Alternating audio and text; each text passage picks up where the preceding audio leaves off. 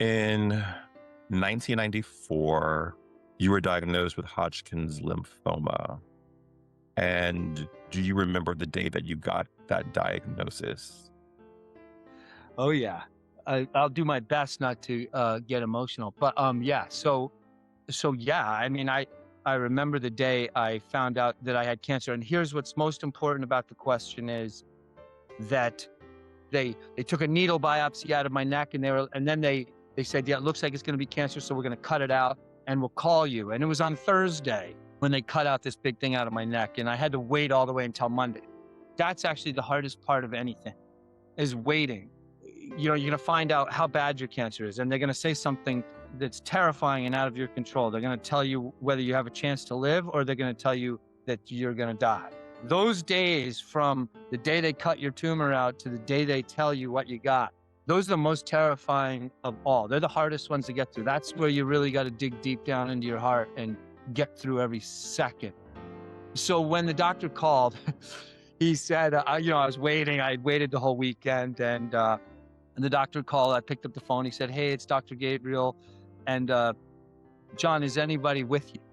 I knew that if he was asking me that, I was in some big trouble.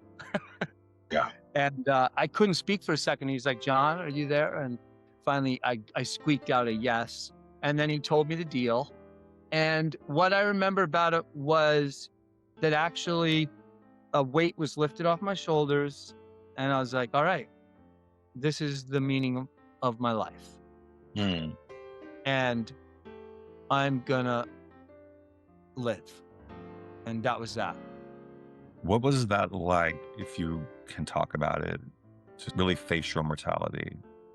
That part was very hard because I didn't want to die,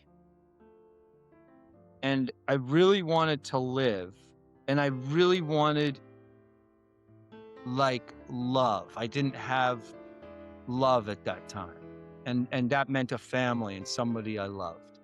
And I was worried that I would die without that. But that was one of the reasons that I thought.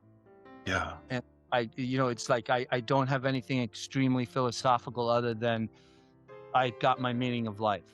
And a lot of people search and maybe never find the meaning of life. But I found the meaning of life when I was 25. And ever since then, every single minute has been incredibly important. And that mostly turned into being like how I want to be a lover to my wife and how I want to be a father to my kids.